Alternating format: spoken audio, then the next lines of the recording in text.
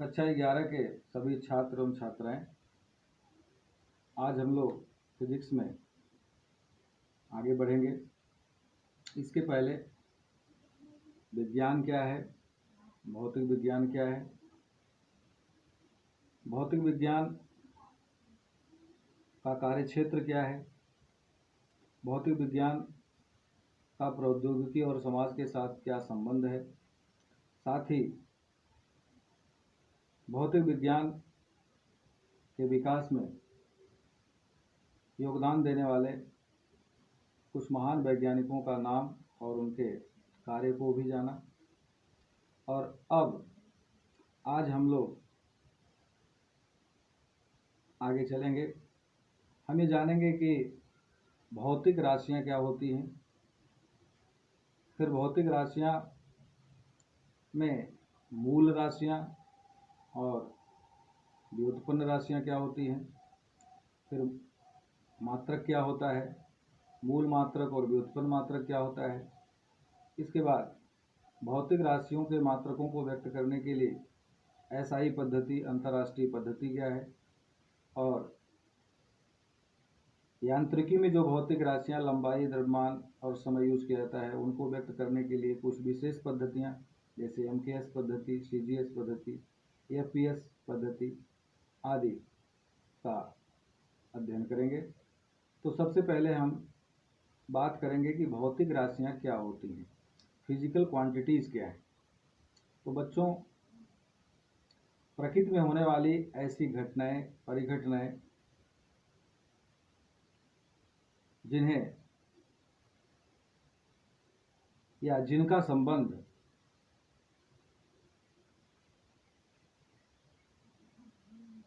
भौतिक विज्ञान से हो, अर्थात दूसरे शब्दों में कहें कि प्रकृति में होने वाली ऐसी घटनाएं या परिघटनाएं जिसे हम एक आंकिक मान दे सकें और प्रत्यक्ष या अप्रत्यक्ष रूप से उसको माप सकें, उसका मापन कर सकें, वे सभी राशियां भौतिक राशियां कहलाती हैं।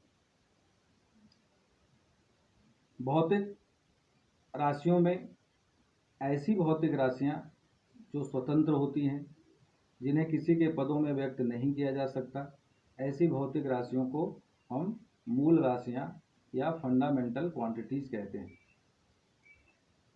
कुल 7 मूल राशियां हैं: लंबाई, द्रव्यमान, समय, ताप, विद्युत धारा, ज्योति तीव्रता तथा पदार्थ की आणविक मात्रा। ये 7 भौतिक राशियां स्वतंत्र भौतिक राशियां कहलाती हैं और इन्हें हम मूल राशियां कहते हैं, फंडामेंटल क्वांटिटीज कहते हैं। इन भौतिक राशियों को किसी अन्य भौतिक राशि से प्राप्त नहीं किया जा सकता, इसलिए इन्हें हम स्वतंत्र भौतिक राशियां या मूल भौतिक राशियां कहते हैं। और शेष सभी भौतिक राशियां इन्हीं भौतिक राशियों के पदों में व्यक्त किए जाते हैं। तो वे भौतिक राशियां जिन्हें मूल राशियों के पदों में व्यक्त किए जाते हैं उन्हें हम व्युत्पन्न राशियां कहते हैं।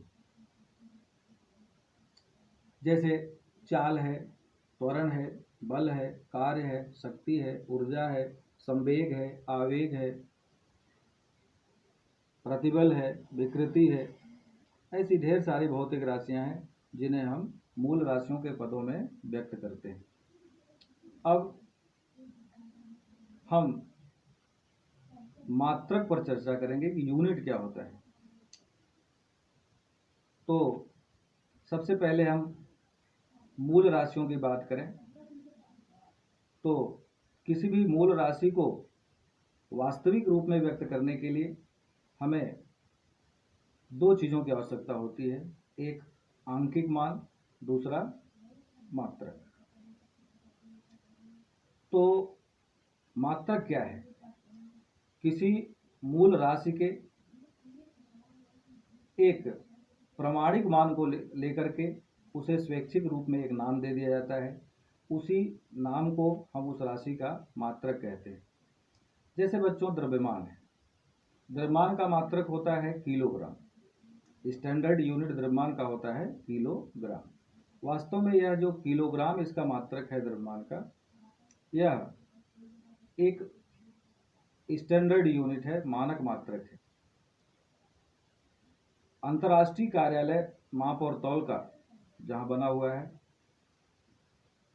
उसमें प्लेटिनम इरेडियम मिश्र धातु का एक गोला रखा हुआ है। उस गोले के द्रव्यमान को हम द्रव्यमान का मानक मानते हैं और उसी का नाम हम किलोग्राम रखा गया है, या उसी किलोग्राम को हम द्रव्यमान का मात्रक कहते हैं। इसी तरह से प्लेटिनम इरेडियम मिश्र धातु का एक छड़ भी रखा गया है। 0 डिग्री सेंटीग्रेड पर छड़ के दो चिन्हों के बीच की जो लंबाई होती है उसको हम लंबाई का मानक मानते हैं और उसे हम मीटर के नाम से जानते हैं। तो इस तरह से मूल राशियां लंबाई, द्रव्यमान, समय, ताप, विद्युत धारा, ज्योति तीव्रता तथा पदार्थ की आणविक मात्रा को व्यक्त करने के लिए जिन मात्रकों का प्रयोग करते हैं उन्हें हम मूल मात्रक कहते हैं। तो लंबाई का मूल मात्रक है मीटर, द्रव्यमान का मूल मात्रक है किलोग्राम, समय का मूल मात्रक है सेकेंड, ताप का मूल मात्रक है केल्विन, विद्युत धारा का मूल मात्रक है एम्पियर, ज्योति तीव्रता का मूल मात्रक है कैंडिला और पदार्थ की आणविक मात्रा को हम केल्विन से व्यक्त करते हैं। इसके साथ ही दो गणितीय राशियां हैं जिनका प्रयोग हम भौतिक विज्ञान में करते हैं और उन्हें हम पूरक राशियां कहते हैं। तो दो पूरक राशियां होती हैं जिसे हम कोण तथा घन कोण कहते हैं और इनके मात्रकों को क्रमशः हम रेडियन तथा स्टेरेडियन से व्यक्त करते हैं। रेडियन को परिभाषित करते हैं किसी वृत्त में त्रिज्या के बराबर चाप केंद्र पर जो कोण बनाता है वह 1 रेडियन होता है और किसी गोलीय पृष्ठ पर त्रिज्या के वर्ग के बराबर गोले का पृष्ठ केंद्र पर जो घनकोण बनाता है उसे हम 1 स्टेरेडियन कहते हैं। किसी वृत्त की पूरी परिधि द्वारा केंद्र पर आंतरिक कोण 2 पाई रेडियन होता है और किसी गोले के संपूर्ण पृष्ठ द्वारा केंद्र पर आंतरिक घनकोण 4 पाई स्टेरेडियन होता है। अब व्युत्पन्न मात्रक क्या होते हैं? तो मूल मात्रकों के पदों में व्यक्त किए जाने वाले मात्रकों को हम व्युत्पन्न मात्रक कहते हैं। जैसे चाल को हम परिभाषित करते हैं किसी गतिमान वस्तु द्वारा एकांक समय में चली गई दूरी को चाल कहते हैं। चाल बराबर दूरी बटे समय। तो चाल का मात्रक हम दूरी का मात्रक बटे समय का मात्रक, दूरी यानी लंबाई, तो लंबाई मूल मात्रक है, इसका मात्रक मीटर, समय मूल राशि है तो इसका मात्रक सेकेंड। तो इस तरह से मीटर बटे सेकेंड या मीटर प्रति सेकेंड ये चाल का मात्रक हम निकाल लेते हैं, डिराइव कर लेते हैं। इसी तरह से अन्य व्युत्पन्न राशियों के मात्रक भी हम मूल मात्रकों के पदों में ज्ञात करते हैं। तो व्युत्पन्न मात्रक ऐसे मात्रक होते हैं जिन्हें हम मूल मात्रकों के पदों में व्यक्त करते हैं। अब भौतिक राशियों और विशेषतर मूल राशियों के मात्रकों को व्यक्त करने के लिए एक अंतर्राष्ट्रीय पद्धति है जिसे इंटरनेशनल सिस्टम कहते हैं। तो अंतर्राष्ट्रीय पद्धति क्या है इसको जान लें। ऐसी पद्धति जिसमें लंबाई को मीटर से, द्रव्यमान को किलोग्राम से, समय को सेकंड से, ताप को केल्विन से, विद्युत धारा को एम्पियर से तथा ज्योति तीव्रता को कैंडिला से व्यक्त करते हैं और पदार्थ की आणविक मात्रा को केल्विन से व्यक्त करते हैं। ऐसी पद्धति को अंतर्राष्ट्रीय पद्धति कहते हैं।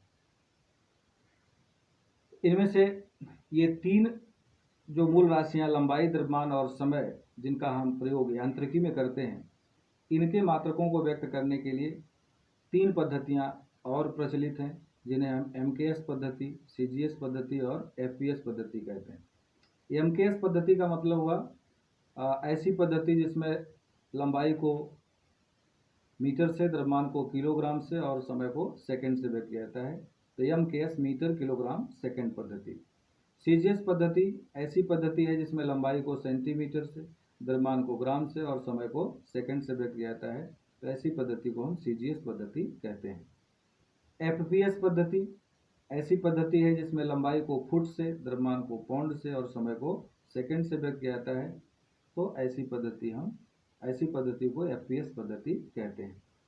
अब जैसे एक पद्धति से दूसरे पद्धति में किसी भौतिक राशि को व्यक्त करना हो, जैसे 5 मीटर, तो 5 मीटर ये लंबाई का मात्रक एमकेएस पद्धति में हुआ।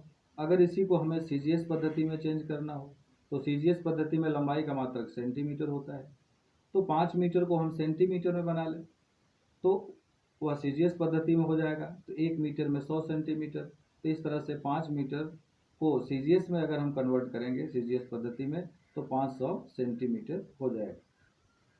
बच्चों, एक ही भौतिक राशि के कई मात्रक होते हैं, और यदि कुछ मात्रक बड़े होते हैं, कुछ मात्रक छोटे होते हैं।